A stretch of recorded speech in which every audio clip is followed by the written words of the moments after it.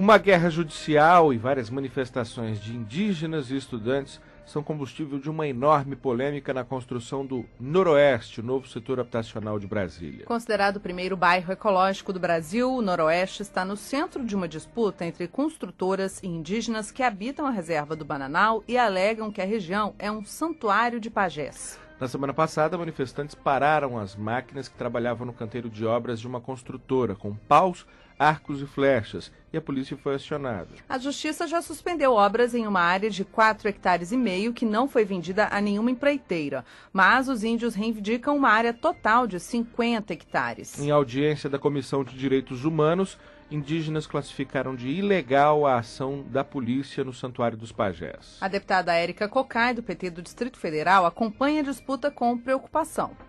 Muito bom dia, deputada. É um prazer tê-la conosco aqui na Rádio Câmara. O prazer é meu. Eu queria desejar um bom dia, tanto a você quanto a todas e todos que nos escutam nesse momento. Muito obrigado, deputada. Deputada Érica Cocai, a senhora poderia fazer um resumo para a gente de como foi essa audiência na Comissão de Direitos Humanos que deu voz aos envolvidos no processo?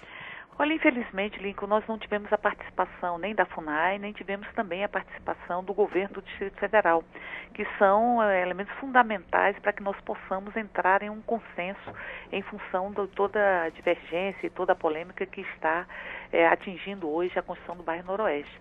Mas ali nós tivemos a participação de antropólogos, do CIMI, enfim, dos indígenas que tiveram, enfim, direito à voz. E ali ficou muito claro que desde 1990 aquela área é reivindicada pelos índios que ocupam aquela região desde 1957, na construção de Brasília. É como se ali fosse um espaço encontrado pelos indígenas para que pudessem ser indígenas. Então não há nenhuma dúvida, nem por parte da própria FUNAI, que ali é uma área de ocupação indígena, que tem elementos de ocupação indígena. E para mim não há nenhuma dúvida de que as condicionantes estabelecidas na Constituição são atendidas sob o ponto de vista da necessidade de atender condições para um processo de demarcação.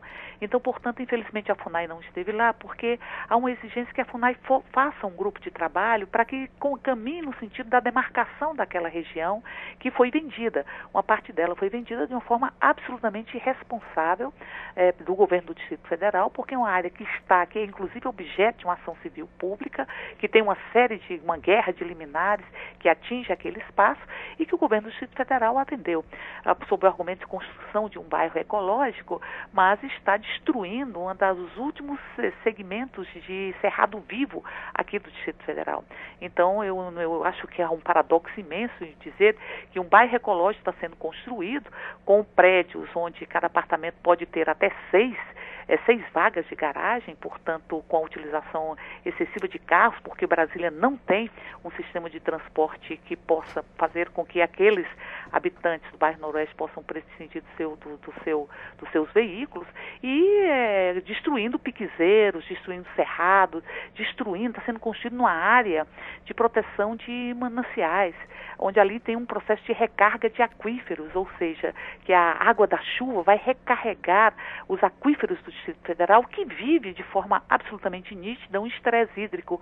E apesar de tudo isso, se fala que é um bairro ecológico, mas eu diria que os direitos dos indígenas, eles têm que ser respeitados, não se pode invisibilizar. Eu acho que tratar indígenas com botas e baionetas, como o governo do Distrito Federal tratou, significa tratar a nossa brasilidade dessa forma.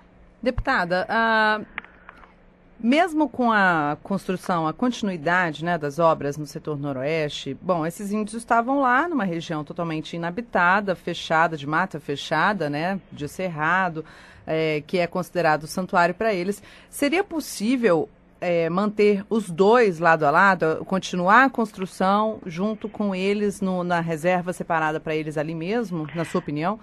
Eu acho que a área que está sendo reivindicada pela comunidade é uma área de 50 hectares, não é?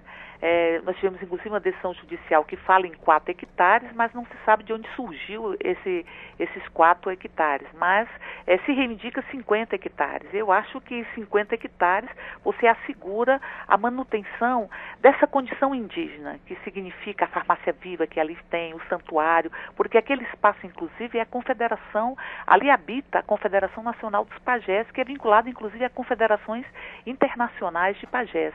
Então, portanto, ali é um espaço indígena que, pela reivindicação da própria comunidade, são 4 nações que estão ali, algumas etnias, você 50 hectares possibilitaria que se continuasse tudo que significa ser indígena. O governo do Distrito Federal tentou transferi-lo para uma região sem nenhum tipo de mata, e eu lembro muitas palavras do Santier, que é um dos líderes da comunidade, que ele dizia: nós não conseguimos viver sem terra, nós não conseguimos viver sem planta, nós não conseguimos viver sem a natureza, nós não conseguimos viver sem poder estar dialogando com os nossos ancestrais. Isso significa a existência humana, não é? Não é uma questão de você retirar os indígenas que foram para aquela região, como atesta o laudo da UNB, na busca do exercício desta condição indígena e no exercício desta condição humana, que significa o diálogo com o infinito, a sua espiritualidade, a sua forma de se relacionar com a própria natureza. Acho que o governo do Distrito Federal não poderia de forma alguma ter feito essa venda, até porque nós temos várias pessoas que se organizaram em cooperativas e que venderam tudo que tinha para poder morar no Noroeste e que agora compraram uma área que está em litígio, que não conheciam toda a polêmica que envolvia aquela região. Então, portanto, acho que foi uma auto de responsabilidade criminosa do governo do Distrito Federal. Até porque eu diria que ali vai ter um adensamento de 40 mil pessoas no novo bairro. E nós vamos ter aquele bairro sem que tenha sido pensado o sistema de transporte, os equipamentos públicos do próprio governo do Distrito Federal, e um bairro que vai atender a classe alta. Nós temos ali um metro quadrado por volta de R$12.000. Uma kitnet vai custar por volta de R$500 mil naquela região. A demanda reprimida habitacional aqui no Distrito Federal, como de sorte em todo o Brasil, ela é uma demanda de população de baixa renda. Essa não vai ser atingida com a construção do Noroeste. Esse argumenta que o projeto Brasília Revisitada, do Lúcio Costa, de 1987, prevê o Noroeste como a última área de expansão do plano piloto. Mas, quando foi previsto o Noroeste, a possibilidade do Noroeste, nós tínhamos uma expectativa de termos em Brasília, no ano de 2000, 500 mil habitantes. Hoje nós temos quase 2 milhões de habitantes, temos todo o entorno que vive de Brasília, e ao todo, considerando o Distrito Federal e o entorno, temos por volta de 40 milhões de habitantes. Brasília sofreu com ocupação desordenada, de forma muito intensa. Aqui nós temos quase 2.000 nascentes, ou tínhamos, que estão sendo destruídas. O próprio prédio de controle ambiental, o IBRAM, do Distrito Federal, foi construído em cima de uma nascente. Então, portanto, é preciso pensar o direito das pessoas que ainda não chegaram aqui no Distrito Federal. E aquela área foi preservada exatamente porque havia indígenas ali, que não foram considerados pelo governo. E é área de cerrado vivo, ou era, não é? Porque piquezeiros de 200 anos estão sendo destruídos como se não representassem nada para o nosso povo e para a nossa própria sociedade. Deputada, só para entender melhor, qual é a saída possível hoje, diante do fato de que várias obras já estão em andamento, já há prédios de 6 andares levantados lá na região noroeste? O que parece que a saída ideal ela já não é mais alcançável, mas a saída, digamos assim, que menos prejudicaria, o que, por exemplo, representa 50 hectares no noroeste, considerando inclusive a existência do Parque Burle Marx ali? O próprio Parque Burle Marx, ele não está sendo preservado enquanto parque, não é?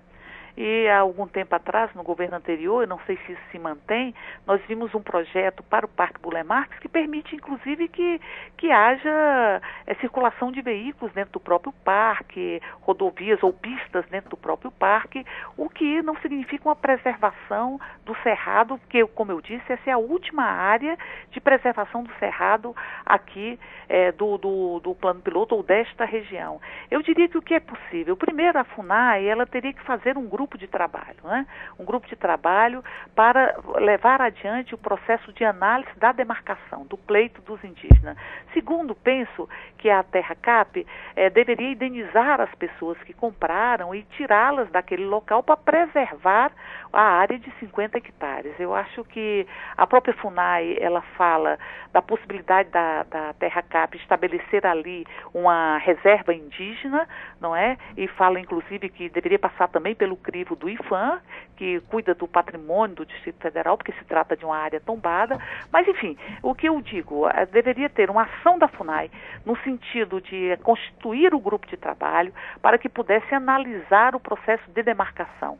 E a TerraCap tem que negociar com as pessoas que ali compraram e indenizar de forma absolutamente concreta, para que essas pessoas não sejam lesadas, porque compraram um espaço que está em disputa judicial. Eu acho que sem a participação da TerraCap e também da FUNAI, acho muito difícil que nós encontremos uma solução. Como o governo do Distrito Federal se recusou a estar na audiência e nós não conseguimos marcar uma audiência com o governador Agnello, estamos tentando marcar uma audiência com o governador Agnello para que nós possamos sentar e buscar uma solução. A primeira coisa é não considerar que os índios são invisíveis, porque o governo anterior do Distrito Federal chegou a fazer 2 termos de ajuste de conduta e nenhum dos 2 houve a participação dos indígenas, não é? Ou seja, das pessoas que estão pleiteando aqueles espaços. Então, tem que ter a participação do governo do Distrito Federal, a participação da FUNAI, para que se possa sentar e entrar num processo e conciliar, inclusive, os próprios interesses, que, ao meu ver, significa indenizar as pessoas, e tem que indenizar reconhecendo o dano que elas tiveram, porque é um dano absolutamente concreto, para que elas não possam se sentir prejudicadas também, e que nós não possamos passar nem tratores, nem botas, nem baionetas em cima de uma comunidade indígena. Pois é, deputada Érica Cocai, ainda tem essa questão da FUNAI não se pronunciar sobre a demarcação e também não reconhecer a área como a área tradicional dos indígenas. Aí essa solução para esse problema parece ainda mais distante do que a encontrada rapidamente para apenas abafar as manifestações no local, né? É claro, a FUNAI ela não reconhece a tradicionalidade do espaço, mas ela reconhece a área enquanto área de ocupação indígena. E ela reconhece também o direito da comunidade indígena de ter o seu próprio espaço. Ela reconhece, portanto, esses elementos. Deveria estar fazendo um grupo de trabalho, porque ela não pode, em princípio, dizer que a área é tradicional ou não, sem que tenha uma avaliação mais aprofundada que aconteceria através do GT. Então, portanto, a posição da FUNAI, ela diz, reconhece que é uma área indígena, reconhece o direito da comunidade indígena, mas não reconhece a tradicionalidade e diz que, em função disso, não teria elementos para construir um GT. Nós dizemos que é exatamente para analisar todo o processo de demarcação que se tem que construir um GT, inclusive porque você tem 2 laudos, de um antropólogo indicado pela Associação Brasileira de Antropologia e outro de um antropólogo da Universidade de Brasília, que atestam que ali sim é uma área passível de demarcação. Então a FUNAI deveria trabalhar nesse sentido. Nós já tivemos com o presidente da FUNAI, tanto eu como o deputado Domingos Dutra, o deputado Chico Alencar, que somos membros da Comissão de Direitos Humanos da Câmara Federal, para que nós possamos sensibilizar a própria FUNAI. E o próprio processo e a TerraCap, o governo do Distrito Federal, que é fundamental, porque a área ela foi vendida de forma indevida. Então, portanto, eu diria, ali existe um movimento de apoio à comunidade indígena, que não é composto só de estudantes, nós temos também os estudantes, mas temos ambientalistas da cidade que estão ali presentes, nós temos antropólogos da cidade que estão ali presentes, num movimento muito amplo, muito nítido, muito claro de apoio às reivindicações da comunidade indígena, que significa, em última instância, apoiar também a nossa brasilidade e apoiar a nossa cidade. Eu acho que o Noroeste não deveria ter existido, ele já foi vendido, é óbvio. Nós, inclusive, à época, fizemos um questionamento sobre o processo de licitação, porque o processo de licitação ele teve indícios de que poderia ter algum tipo de acerto antes da própria disputa no processo de licitação, mas nós precisamos agora resolver um problema concreto e não vai se resolver dessa forma. Tanto que a própria comunidade indígena se reconhece, qualquer que seja a decisão judicial, já teve decisão assegurando 50 hectares em caráter liminar, até que se possa averiguar com mais detalhe, com mais profundidade o caso. Já teve decisão para assegurar 4 hectares, mas as decisões judiciais, todas elas têm se colocado no sentido de assegurar o espaço para a comunidade indígena. É óbvio que 4 hectares não possibilita que se viva essa condição indígena da forma necessária para a preservação cultural e preservar essa memória, esse imaginário, essa identidade brasileira. Acho que tem muita coisa em jogo ali naquele momento, né? Perfeito. Nós vamos continuar acompanhando esse tema. Deputada Érica Cocai, eu agradeço muito a sua participação, deputada, aqui no Manhã no Parlamento, deputada do PT do Distrito Federal e participativamente da Comissão de Direitos Humanos aqui da Câmara dos Deputados. É um prazer imenso estar aqui e digo, eu aqui termino falando como se fala, um movimento de apoio, que é o santuário não se move, né? Um grande abraço e um abraço a todas e todos os ouvintes. Nós que agradecemos mais uma vez, deputada.